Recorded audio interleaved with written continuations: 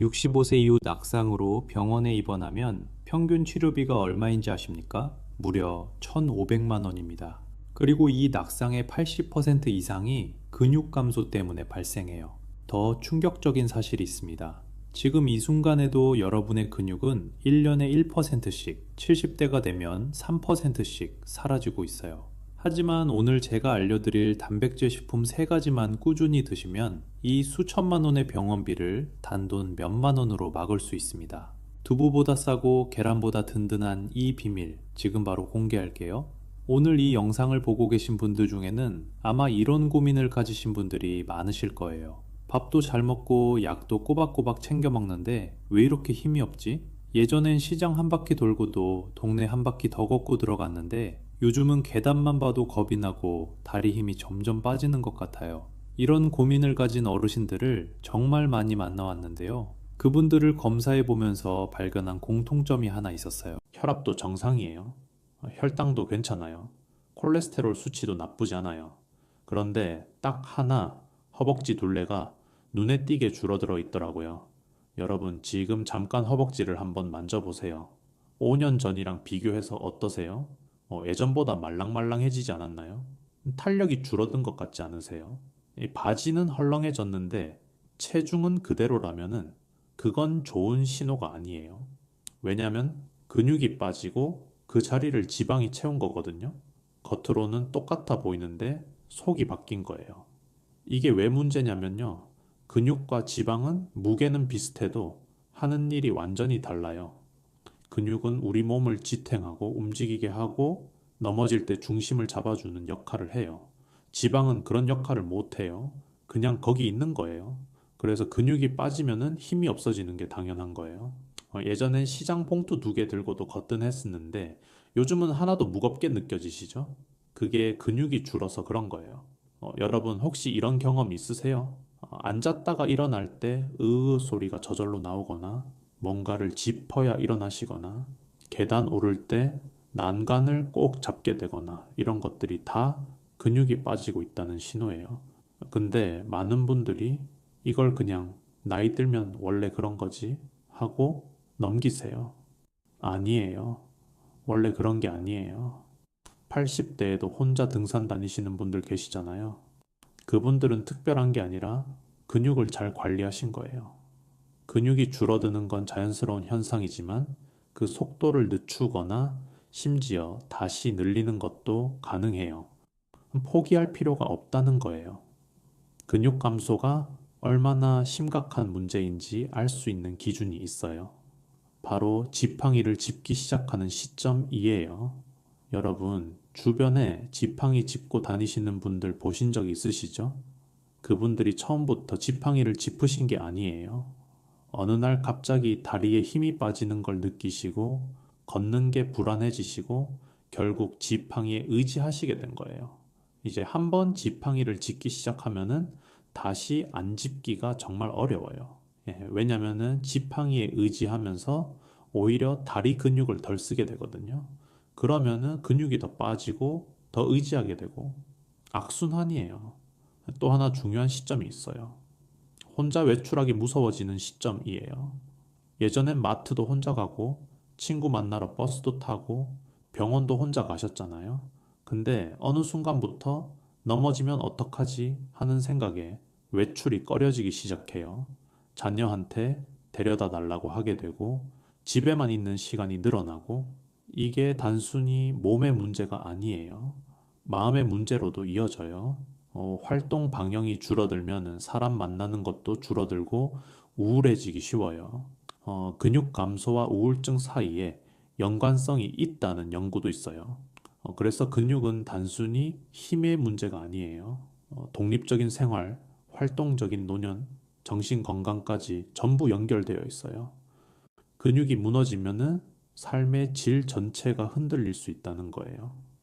실제로 65세 이상에서 대퇴골 골절이 발생하면은 1년 내 사망률이 20%에서 30%에 달한다는 연구가 있어요. 5명 중 1명은 1년을 못 넘긴다는 거예요. 골절 자체보다 골절 후에 오는 합병증들이 무서운 거죠. 그래서 전문가들은 이렇게 말해요. 노년의 건강은 심장이 아니라 다리에서 결정된다. 다리 근육이 튼튼해야 오래 걸을 수 있고, 오래 걸을 수 있어야 건강하게 오래 산다는 거예요.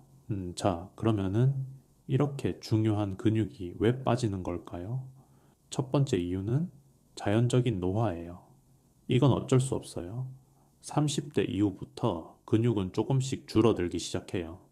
60대가 되면은 그 속도가 빨라지고 70대가 되면 더 빨라져요. 2010년 유럽 노인병학회에서 발표한 자료에 따르면은 60대 이후에는 1년에 1%에서 2%, 70대 이후에는 3%까지 근육이 감소한다고 해요. 근데 이건 평균이에요.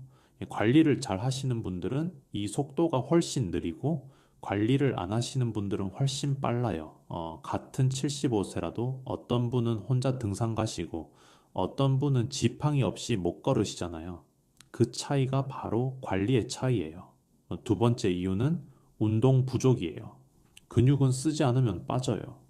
쓰지 않으면 잃는다는 말이 근육에 딱 맞는 말이에요. 젊을 때는 일상생활만 해도 어느 정도 근육이 유지됐어요. 출퇴근하고 계단 오르고 이것저것 움직이니까요. 근데 은퇴하고 나면은 움직임이 확 줄어들어요. 집에서 TV 보는 시간이 늘어나고 걷는 거리도 줄어들고 그래서 은퇴 후 5년이 가장 위험하다는 말도 있어요. 이 시기에 활동량이 급격히 줄면서 근육도 급격히 빠지거든요. 세 번째 이유, 이게 오늘 제가 집중적으로 말씀드릴 부분인데요. 바로 단백질 섭취 부족이에요.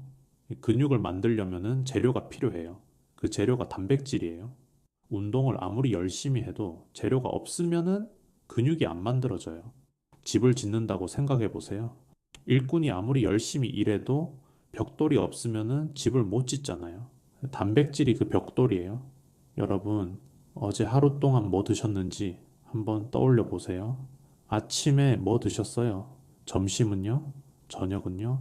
아마 많은 분들이 이런 식단이실 거예요.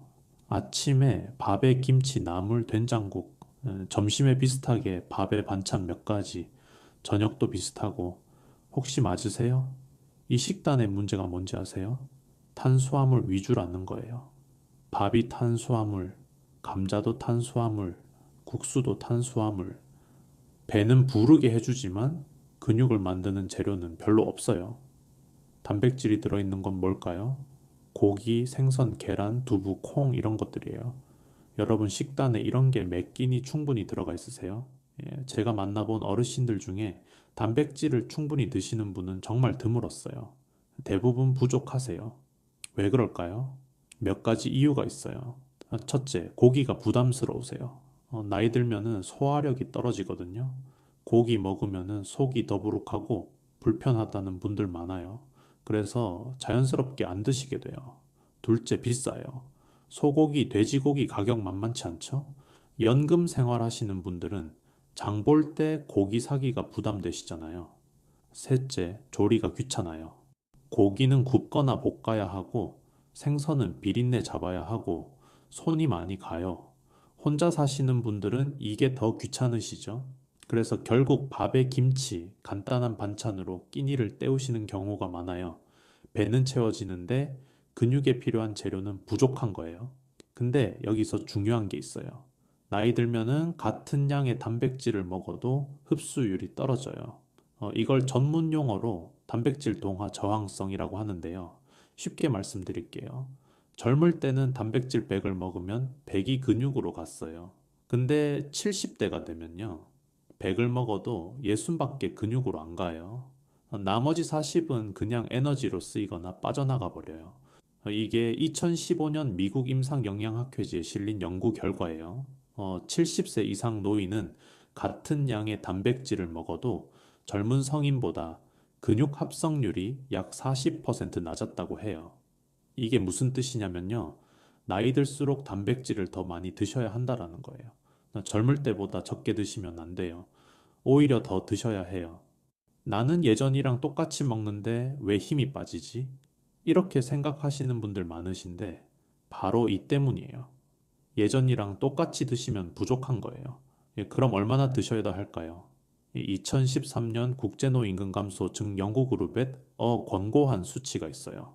65세 이상은 체중 1kg당 단백질 1g에서 1저 2g을 드시라고 해요. 계산해 볼게요. 체중이 60kg이시라면 하루에 60g에서 72g의 단백질이 필요해요. 이게 얼마나 되는 양일까요? 계란으로 치면은 약 10개예요. 두부로 치면 두모 반이에요. 닭가슴살로 치면은 300g 정도예요. 하루에 이만큼 드시기 쉽지 않죠? 근데 여기서 더 중요한 게 있어요. 하루 총량도 중요하지만 한 끼에 얼마나 드시느냐가 더 중요해요. 질문 하나 드릴게요. 단백질을 아침에 10g, 점심에 10g, 저녁에 10g 나눠서 드시는 것과 한 끼에 30g 몰아서 드시는 것, 뭐가 더 효과적일까요? 정답은 한 끼에 30g이에요. 왜냐하면 근육 합성에는 스위치가 있거든요. 한 끼에 일정량 이상의 단백질이 들어와야 이 스위치가 켜져요. 연구에 따르면 그 기준이 약 20g, 25g이에요. 그 이하로 드시면은 스위치가 안 켜지고 단백질이 그냥 에너지로 쓰이고 끝나버려요. 그래서 아침에 계란 하나, 점심에 두부 조금, 저녁에 고기 몇 점, 이렇게 조금씩 나눠 드시는 것보다 최소 하루 두 끼는 20g 이상 몰아서 드시는 게 훨씬 효과적이에요. 한 끼에 20g이 얼마냐면요. 계란으로 3개에서 4개, 두부로 반모, 고등어로 한 토막 정도예요. 이 정도는 몇 끼니 챙겨 드셔야 해요. 자, 그럼 어떻게 했다 할까요? 고기는 소화가 안 되고 비싸고 조리도 귀찮고 보충제는요? 요즘 TV 켜면은 단백질 보충제 광고 정말 많이 나오죠? 분말 타는 거, 음료로 된 거, 젤리로 된 거. 여러분도 혹시 드셔보신 적 있으세요? 보충제가 나쁜 건 아니에요. 필요하신 분들께는 도움이 될 수 있어요. 근데 문제가 있어요. 첫째, 속이 불편하신 분들이 많아요. 2021년 서울대병원 연구에 따르면 65세 이상 어르신 중 단백질 보충제를 복용하다가 소화장애로 중단한 비율이 35%가 넘었어요. 세 분 중 한 분은 포기하신다는 거예요. 유청단백이라고 들어보셨어요? 이제 보충제에 많이 들어가는 성분인데 이게 우유에서 추출한 거예요. 그래서 유당불내증 있으신 분들은 설사를 하시거나 배가 아프실 수 있어요. 둘째, 가격이 만만치 않아요. 이 좋은 제품은 한 달에 5만 원에서 10만 원씩 들어요. 이걸 평생 드실 수 있으세요? 부담되시죠? 셋째, 그리고 가장 중요한 건요. 보충제는 말 그대로 보충이에요. 이 밥상에서 못 채운 걸 메꾸는 용도지. 그게 주식이 되면 안 돼요. 실제로 장수하시는 어르신들 보면요. 보충제 드시는 분 거의 없어요. 대신 매일 드시는 밥상에서 꾸준히 단백질을 챙기고 계세요. 특별한 게 아니라 평범한 걸 꾸준히 드시는 거예요. 진짜 중요한 건 매일 드시는 밥과 반찬에 단백질을 어떻게 채워 넣느냐예요. 여기에 답이 있어요.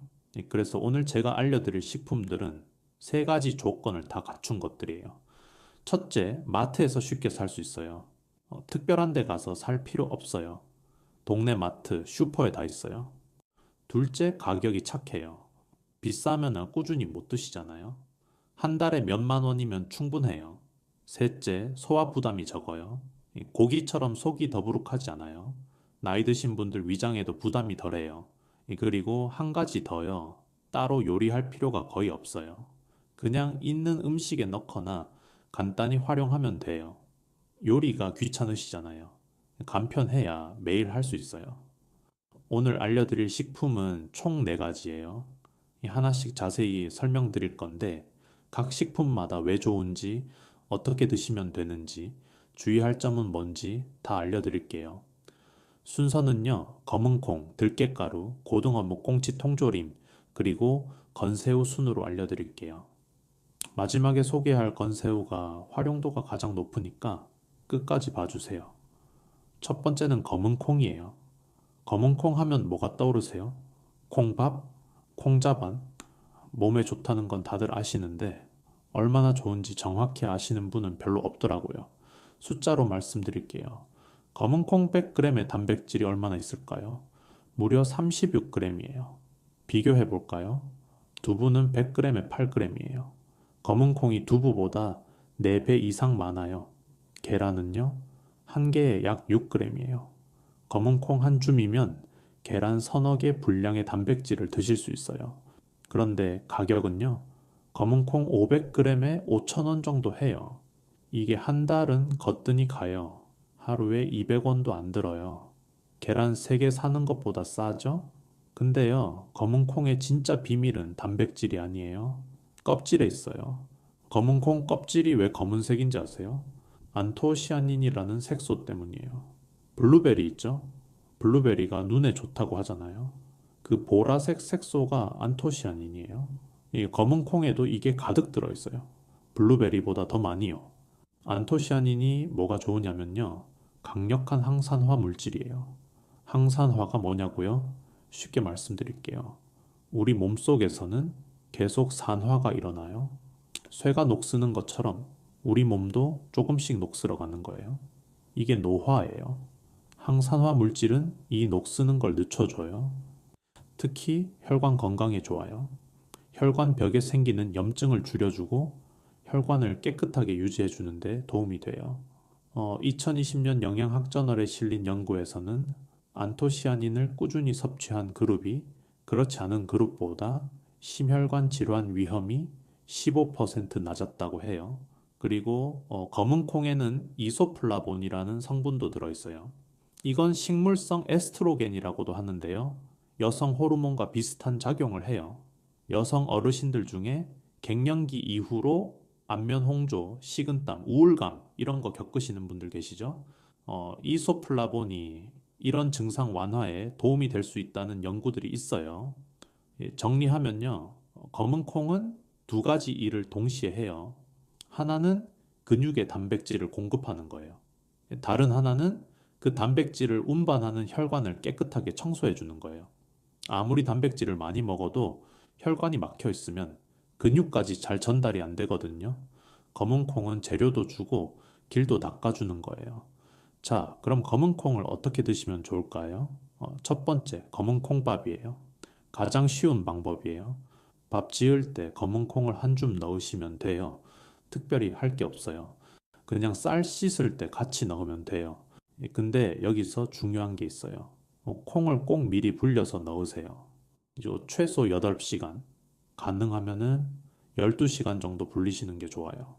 왜냐면 안 불리고 바로 넣으면 콩이 딱딱해서 소화가 안 돼요. 씹어도 잘 안 씹히고 위에서도 잘 안 내려가요. 그리고 가스도 많이 차고요. 두 번째, 검은 콩 두유예요. 아침에 밥 차리기 귀찮으실 때 좋아요. 따뜻하게 데워서 한 잔 드시면 든든해요. 시중에 검은 콩 두유 많이 파는데 한 가지 꼭 확인하세요.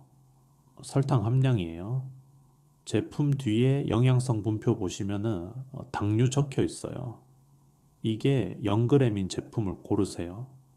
시중 두유 중에 설탕이 10g 이상 들어간 것도 있거든요. 그러면은 건강식이 아니라 그냥 단 음료가 되는 거예요. 예, 당뇨 있으신 분들은 특히 무가당 제품으로 고르세요. 세 번째, 검은 콩 가루예요. 예, 이건 치아가 안 좋으신 분들께 특히 추천드려요. 예, 볶은 검은 콩을 곱게 갈아서 가루로 만든 거예요. 이 마트에서 미숫가루 파는 코너에 가시면은 검은 콩 가루도 같이 팔아요.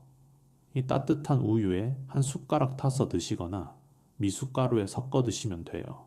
요거트에 뿌려 드셔도 좋고요. 아침에 간편하게 단백질 보충하기 좋아요. 네 번째, 검은 콩 조림이에요. 밥 반찬으로 만들어 두시면 좋아요. 근데 여기서 주의할 점 있어요. 달게 만들지 마세요. 시중에 파는 콩자반은 설탕이 정말 많이 들어가요. 직접 만드실 때는 설탕 대신 올리고당을 조금만 넣거나 아예 짭짤하게만 만드세요. 검은 콩 드실 때 주의할 점도 알려드릴게요. 첫째, 처음부터 너무 많이 드시지 마세요. 콩을 갑자기 많이 드시면은 가스가 차거나 배가 빵빵해질 수 있어요. 처음엔 하루에 작은 종이컵 반 컵 정도로 시작하세요. 일주일 정도 드셔보시고 몸이 괜찮으시면 조금씩 양을 늘리세요. 둘째, 콩파티 안 좋으신 분은 주의하세요. 검은 콩에 칼륨과 인이 많이 들어있어요. 이 콩팥 기능이 떨어진 분들은 이런 성분을 잘 배출하지 못하거든요. 반드시 담당 의사 선생님이랑 상의하시고 드세요. 두 번째 식품은 들깨가루예요. 들깨요? 그거 그냥 고소한 맛 내는 양념 아니에요? 이렇게 생각하실 수 있어요. 나물 무칠 때 넣고 국에 풀고 그 정도로 생각하시죠? 천만에요. 들깨의 가치는 우리가 생각하는 것보다 훨씬 커요. 들깨는 식물성 오메가3의 보고예요. 오메가3 들어보셨죠? 혈관 건강에 좋다고 해서 생선 기름 영양제로 많이 드시잖아요. 그 오메가3가 들깨에 어마어마하게 들어있어요. 들깨 기름에 알파리놀렌산이라는 성분이 있는데요. 이게 식물성 오메가3예요. 함량이 얼마냐면요. 약 60%예요. 들깨 기름의 60%가 오메가3라는 거예요. 비교해 볼게요. 올리브유에 오메가3가 얼마나 있을까요? 1% 미만이에요. 들깨기름이 올리브유보다 60배 이상 많은 거예요. 오메가3가 왜 중요하냐면요. 염증을 줄여줘요. 우리 몸에서는 나이가 들수록 염증 반응이 늘어나요. 이게 만성 염증인데요. 눈에 보이지는 않지만 몸속에서 계속 일어나고 있어요. 이 만성 염증이 혈관을 손상시키고 관절을 아프게 하고 그리고 근육도 갉아먹어요. 네, 맞아요. 만성 염증이 근육 손실의 원인 중 하나예요. 염증이 있으면은 근육이 분해되는 속도가 빨라지거든요. 들깨의 오메가3는 이 염증을 가라앉혀주는 역할을 해요. 불을 끄는 소방수 같은 거예요. 들깨가루 활용법은 정말 간단해요. 따로 요리할 필요가 없어요. 있는 음식에 뿌리기만 하면 돼요.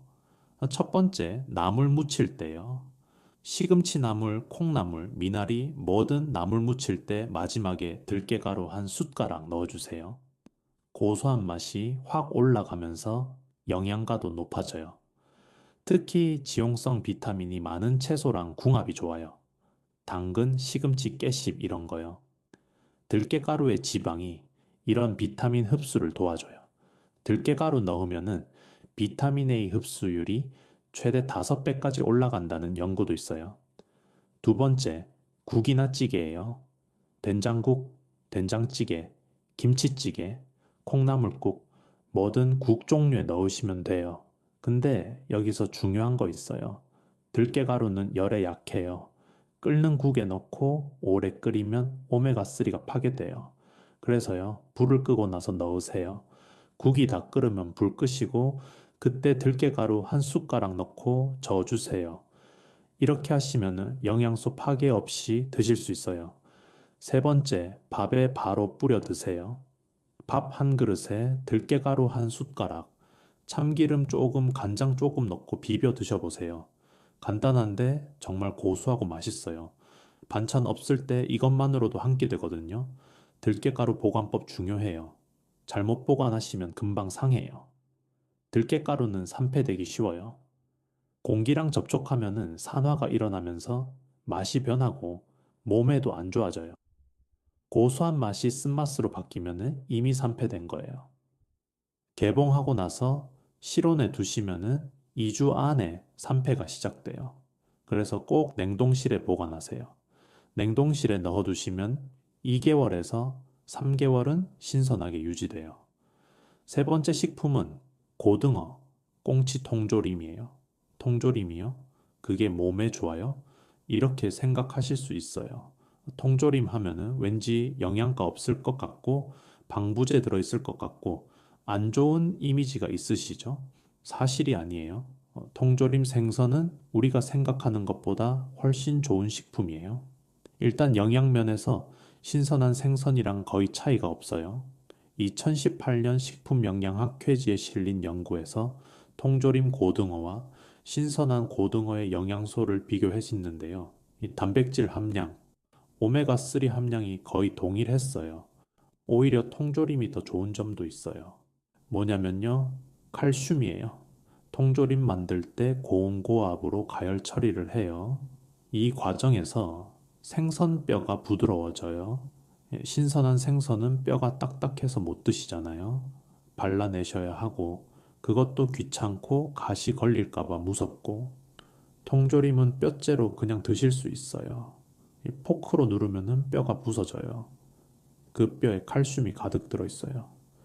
같은 양의 생선을 먹어도 통조림이 칼슘을 더 많이 섭취하게 되는 거예요. 골다공증 걱정되시는 분들께 정말 좋아요. 그리고 방부제 걱정하시는데요. 통조림에 방부제 안 들어가요. 통조림의 보존 원리가 뭐냐면요. 밀봉해서 가열하는 거예요. 가열하면 세균이 다 죽고 밀봉되어 있으니까 새로운 세균이 못 들어와요. 그래서 방부제 없이도 오래 보관되는 거예요. 고등어 통조림 100g에 단백질이 약 25g에서 30g 들어있어요.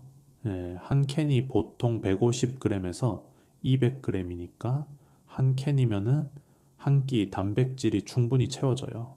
아까 말씀드린 한 끼 20g 이상 기준을 가볍게 넘기는 거예요. 게다가 오메가3도 풍부해요.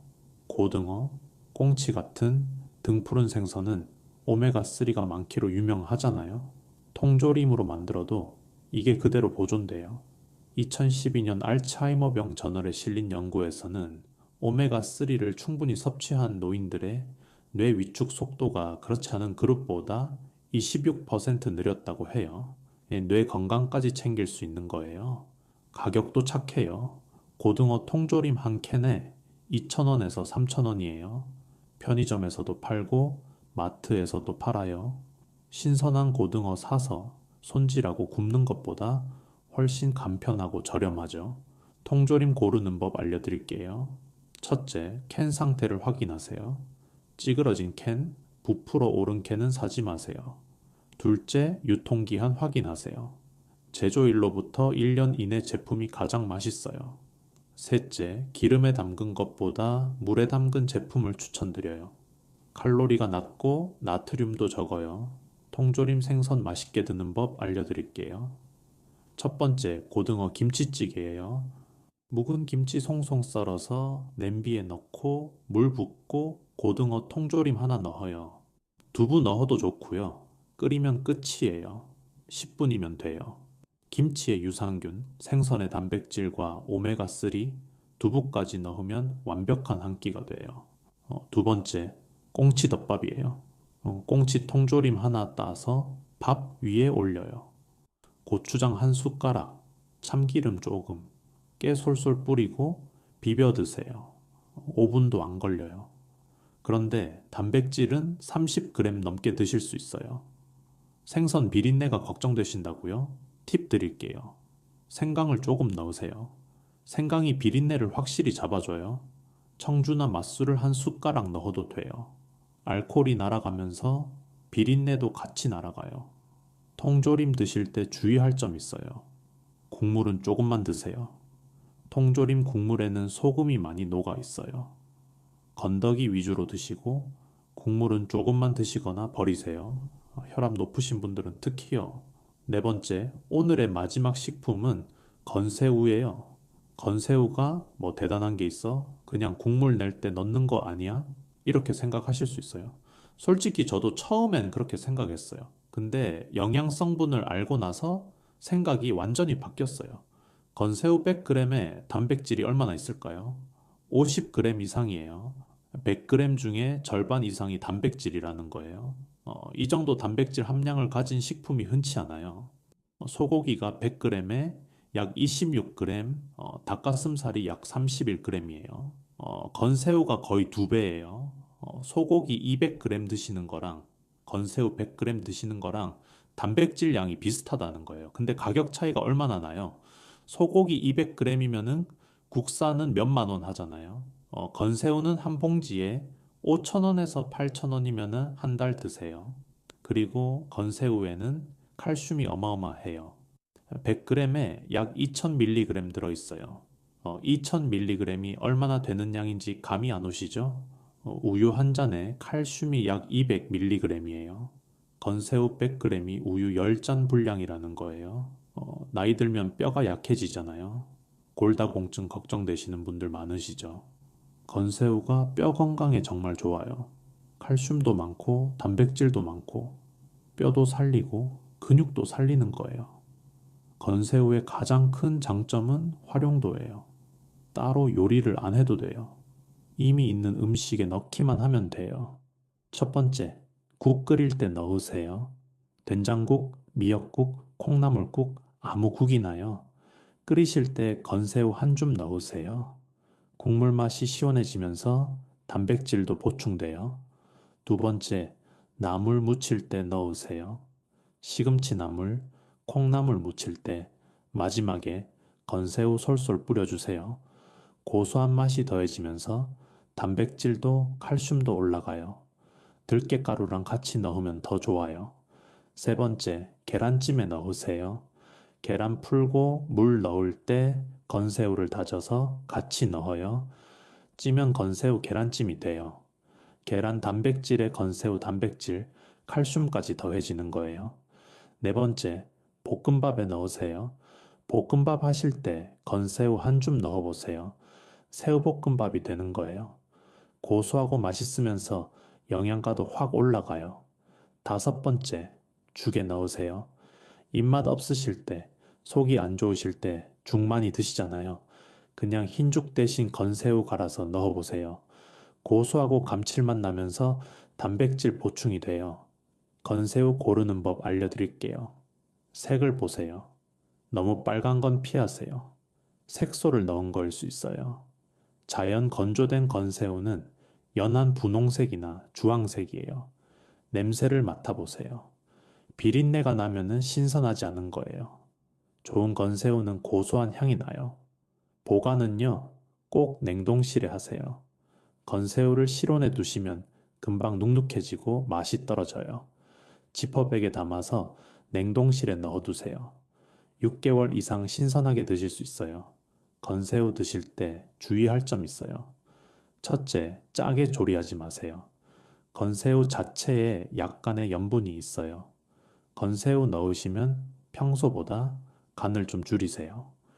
둘째, 통풍 있으신 분은 주의하세요. 새우에는 퓨린이라는 성분이 있어요. 통풍 있으시면 담당 의사 선생님이랑 상의하시고 드세요. 셋째, 갑각류 알레르기 있으신 분은 드시면 안 돼요. 새우도 갑각류예요. 알레르기 있으시면 절대 드시면 안 돼요. 자, 오늘 알려드린 네 가지 정리해 볼게요. 첫 번째, 검은 콩. 식물성 단백질의 왕이에요. 100g에 36g의 단백질이 들어있고 안토시아닌이 혈관 건강까지 챙겨줘요. 콩밥, 두유, 가루 등 다양하게 활용할 수 있어요. 두 번째, 들깨가루. 식물성 오메가3의 보고예요. 만성 염증을 줄여주는 소방수 역할을 해요. 나물, 국, 밥 어디에나 한 숟가락씩 넣으시면 돼요. 보관은 냉동실이에요. 세 번째, 고등어 좀 꽁치 통조림. 단백질, 오메가3, 칼슘을 한 번에 챙길 수 있어요. 뼈째로 드실 수 있어서 칼슘 섭취에 특히 좋고요. 김치찌개, 덮밥 등 간편하게 요리할 수 있어요. 네 번째, 건새우. 부피 대비 단백질 함량이 가장 높아요. 칼슘도 우유 10잔 분량이 들어있고요. 국, 나물, 계란찜, 볶음밥 어디에나 넣을 수 있어서 활용도가 최고예요. 이 네 가지의 공통점이 뭔지 아세요? 전부 마트에서 쉽게 사고, 가격이 착하고, 소화 부담이 적고, 따로 요리 안 해도 되는 것들이에요. 특별한 게 아니에요. 우리 부모님, 조부모님 세대부터 드셨던 평범한 식재료들이에요. 그래서 오늘 하나 제안 드릴게요. 이름은 사주 단백질 밥상 도전이에요. 방법은 간단해요. 오늘 알려드린 네 가지 중에서 하루에 최소 하나, 4주 동안 밥상에 꼭 올려보세요. 월요일엔 아침에 검은 콩밥 한 그릇, 화요일엔 점심에 고등어 김치찌개, 수요일엔 저녁에 건새우 넣은 된장국에 들깨가루 한 숟가락, 목요일엔 꽁치덮밥. 이런 식으로 돌려가며 드시면 돼요. 어렵지 않아요. 처음 1, 2주는 큰 변화를 못 느끼실 수 있어요. 원래 그래요. 근육은 하루아침에 만들어지는 게 아니거든요. 근데 3, 4주차 되면 슬슬 달라지기 시작해요. 아침에 일어나기가 조금 수월해지고 계단 오를 때 숨이 덜 차고 장 볼 때 덜 지치는 느낌이 드실 거예요. 물론 개인차는 있어요. 근데 확실한 건 먹는 대로 몸이 달라진다는 거예요. 좋은 재료 넣으면 좋은 결과가 나와요. 혹시 이런 생각 하고 계신 분 있으세요? 나이 먹으면 다 그런 거지. 이제 와서 뭘 바꿔? 그렇지 않아요? 88세에 처음 운동 시작하신 분 본 적 있어요. 처음엔 의자 잡고 일어나기도 힘드셨는데 1년 뒤에는 손자랑 공원 산책하시더라고요. 근육은 나이 상관없이 자극 주고 재료 넣어주면 반응해요. 늦었다고 생각하는 지금이 가장 빠른 때예요. 그리고 단백질만 드신다고 근육이 생기는 건 아니에요. 움직여야 해요. 거창한 운동 아니어도 돼요. 매일 30분 걷기, 계단 오르내리기, TV 보면서 앉았다 일어나기. 이 정도만 해도 충분해요. 단백질은 벽돌이고 운동은 그 벽돌을 쌓는 거예요. 벽돌만 있으면 뭐 해요? 쌓아야 집이 되죠. 반대로 벽돌 없이 쌓기만 하면요. 쌓을 게 없잖아요. 둘 다 필요해요. 물도 충분히 드세요. 나이 들면은 갈증을 잘 못 느끼는데 탈수되면 근육 회복이 안 돼요. 하루에 6잔에서 8잔 정도 드시고요. 심장이나 콩팥이 안 좋으신 분은 담당 의사랑 적정량 정하세요. 잠도 중요해요. 자는 동안 성장 호르몬이 나오면서 근육을 회복시키거든요. 특히 잠든 후 처음 3시간이 제일 중요해요. 7시간에서 8시간 푹 주무세요. 오늘 제가 드린 말씀 중에 가장 중요한 게 뭔지 아세요? 실천이에요. 아무리 좋은 정보도 실천 안 하면 소용없어요. 오늘 당장 마트 가세요. 검은 콩 한 봉지, 건새우 한 봉지 사오세요. 내일 아침엔 검은 콩밥 지어보세요. 거기서 시작이에요.